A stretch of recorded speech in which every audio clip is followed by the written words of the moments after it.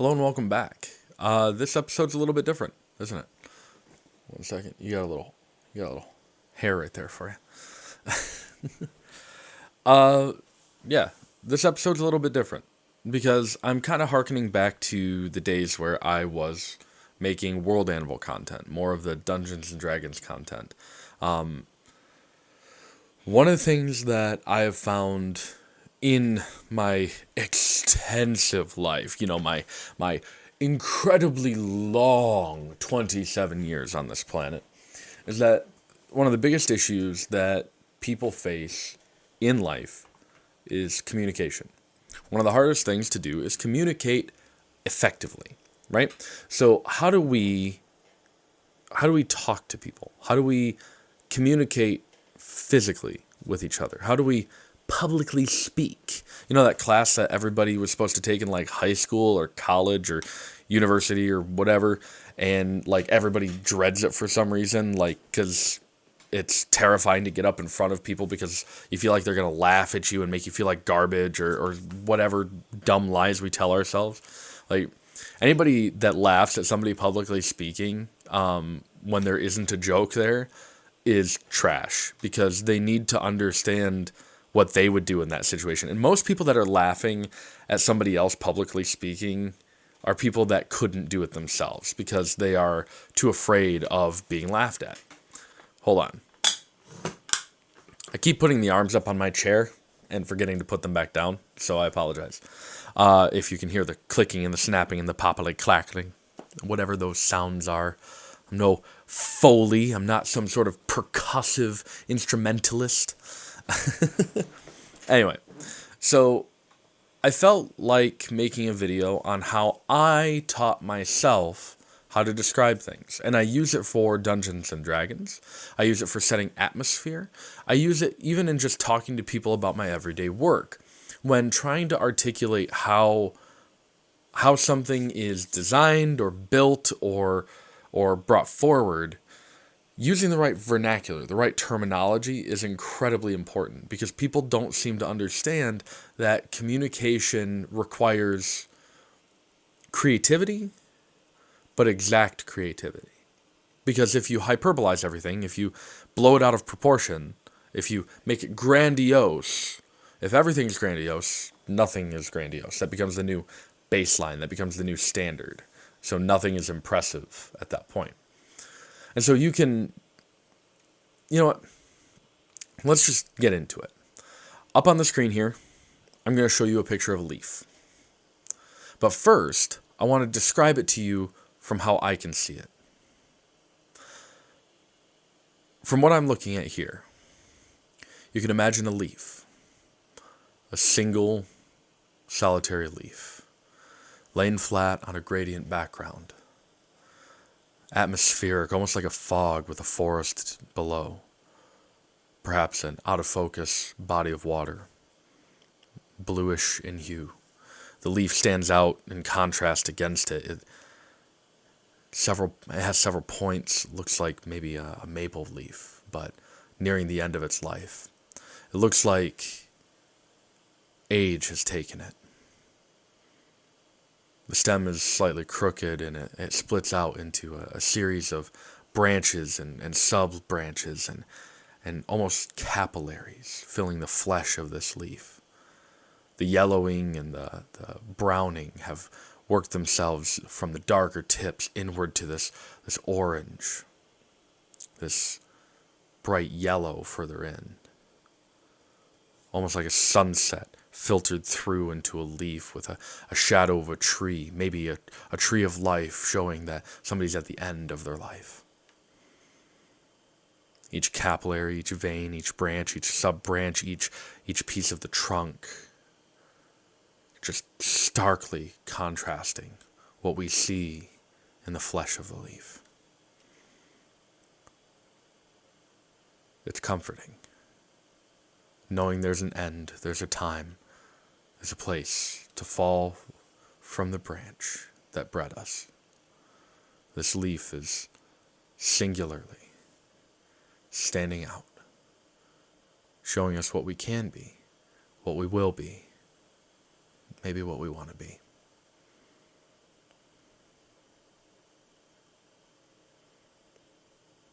and there's our leaf. So I'm going to show it now. You see what I'm getting at? That description can be very overcomplicated and overdramatic, if I'm being honest. Like, nobody cares about a leaf that much that it's suddenly like, oh, I need this whole background to this leaf. So if you want to dumb it down a little bit or dull it back, you can say, we have here a yellowed maple leaf with branches throughout it like veins, washed against a beautiful, serene, oceanic background blurred out. It just stands there alone. And that throw in the color there too, this yellowed aged leaf. And that'll get you where you're going. That'll pop an image into somebody's head. But how often are you discussing leaves with your friends? Your D&D people? How often are you describing a leaf to your mother? Probably not that often. So I decided to bring up something a little bit more atmospheric. And it's going to be very similar to the leaf one. Why? Because you'll see.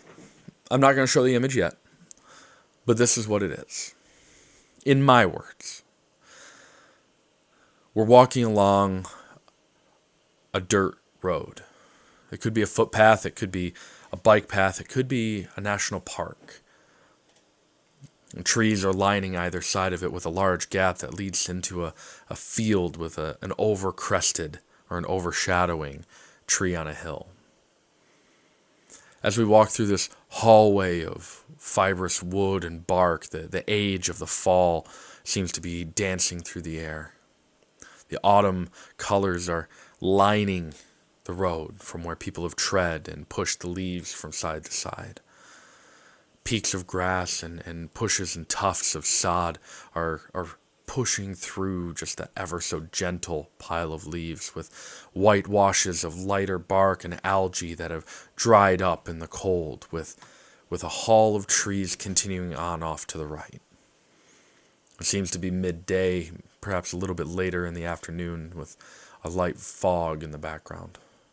Trees curling and twisting like tendrils or tentacles of some benign but mysterious creature. This Mother Nature's locks of hair.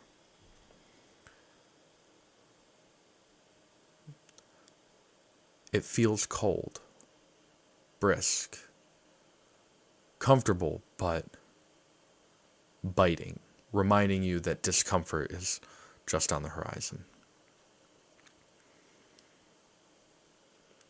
There we go. So this is just a forest path, and here's the image now. And that's what it takes. So this is just one other example, right? Where I'm looking at specific things that pop out into my brain, things that specifically make a connection. The first things I see: path, color of the tree on the side there with the algae there, and the color of the leaves. And then there's that breakaway in the trees, despite there being a pattern of trees. I want to make mention of those things because those are going to be the things that people remember first. Those first things they see, those first things they experience, that is going to be what they run into first. And that's what they're going to remember the longest. People aren't going to remember the exact pattern of the leaves. They're not going to remember exactly which way the branches are going or sweeping or whatever. They're going to remember the shape of the trees, the color of the leaves as a whole, the time of year, the path, and a split in the trees. That's what people are going to remember. Why? Because it's different. They break out from what you would expect in a normal scene. Cool, huh? Finally, I've got this picture, and I'm not showing it yet, again, but I've got a picture that I'm going to describe to you that's a little bit more intimate. Let's do it. This is going to be a little bit longer than I wanted to for the video, but that's okay. This is going to be still, by and large, shorter than every other video I typically put out. So, sorry, but it's still going to be faster. So, this one, I'm going to take a little bit of time on and kind of play with it, because we can talk about speaking mechanics like cadence and pauses, breaths, and tonal shift, but also, you can kind of talk through facial expression or using your hands for different things. None of that really matters as much, but what we want to focus on is the image in our brains. And we want to use all of our tools like cadence and rhythm and, hand gestures or, shaping things with our bodies, this physical language, to depict what we're seeing in our minds and the image that we're talking about here. So, we see here a dark room that doesn't seem to be kept up, with a drywall or the plaster in the background splitting and breaking this brown taupe hue. The paint seems to be ebbing away, almost as if an animal has scratched up against it or rubbed up against it over the years. The home is weathered, if you can call it a home. It may just be a house. In the foreground, we see a 1950s style, almost marble top, but it looks like perhaps it's just a thin wafer of marble on top of a wood disc. Carpet and wood in the background to show us that this is a turn of the century almost, with the brass transition or brass colored transition. The table feels old, with black streaks running through the marble, with the white background fading into grays and hundreds of different twists and turns with dots and pecks and specks and spots that push us to the visual intrigue. A newspaper, generic newspaper, lay crumpled on the edges, aged, folded over to be compact, next to a Belvita biscuit and some tea. A red-textured, knurled teapot rests ever so gently next to the mug, to the cup, as if anticipating another pour ready. Some old metal rim glasses, circular in shape, lie gently next to. The whole photo, the whole thought, the whole scene feels close, but like a grandparent who may have been greatly in our lives, or maybe distant, keeping the things that they hold most dear throughout their lives, their aesthetic, their thoughts, their feelings, their heart, their soul, born on a single table.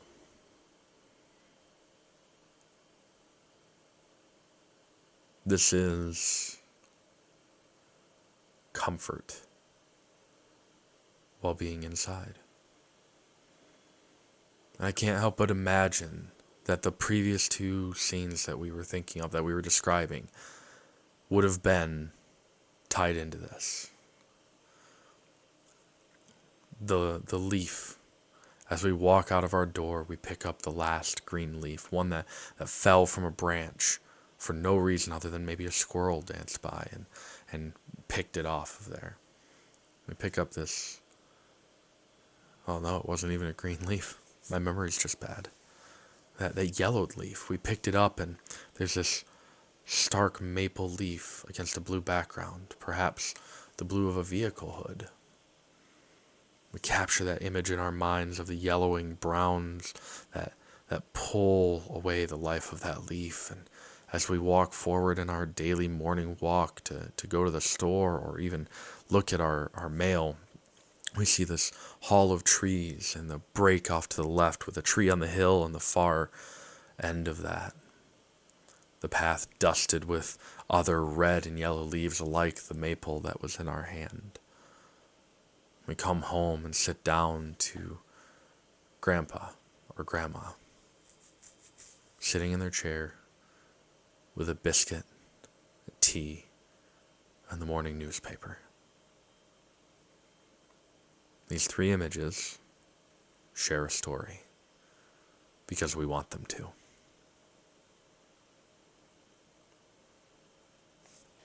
And there you have it. I didn't intend... Oh, sorry. Here's the image of the table. I didn't intend for these three images to be correlative. I didn't intend for them to be anywhere near related. Actually, I tried to look for other things, and they just popped into my head that it's really easy to start with nature because there's so many details that can be brought up, but a lot of them can also just be assumed because most people have just seen maple leaves or bark on a tree, even if it's in a TV show or a cartoon even.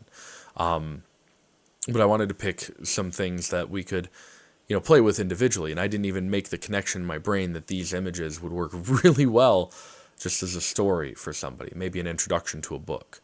And that's the other thing. The skill that I'm describing here is not just one for a D&D group. It would be great for writing your own book, for writing a memoir, for sharing an experience, even a short story. If you have a blog and you're trying to figure out how to articulate your day, taking those minute details, the color of the teapot, the knurling on it, that pattern, the biscuit, which is I call it a Belvita because that's the brand of biscuit, not a sponsor. That's the brand of biscuit my wife buys, and I have it for breakfast almost every morning. So it's kind of funny. But anyway, my point is, this skill is very useful because communication's hard, and it's going to take practice. But I recommend it because if you can articulate your words, you can tell a story in a way that is compelling, comforting, stressful, and educational in any direction that you want it to be. Words are so powerful, and people don't, I think, see that very often anymore, other than maybe in bullying. So let's use this skill for something a little bit more creative, a little bit more beautiful, and a little bit more uplifting. So my challenge to you, if you so choose to accept, would be either by hand or on a computer, write something out. Write out your first few words. If you've got leaves next to you, if it's not completely decayed from winter or whatever, grab a leaf or grab, something like a lens cap or your phone, but don't turn the phone screen on. Or, I've got this ring, this 3D printed ring for a different video if I end up putting that out. I'm not sure yet. A hat, that kind of thing. Take that, something preferably without words on it, and describe it. And if you're comfortable, share it with somebody. Social media or with family members. If you do throw it on social media, hashtag articulate writing. And share it with the world.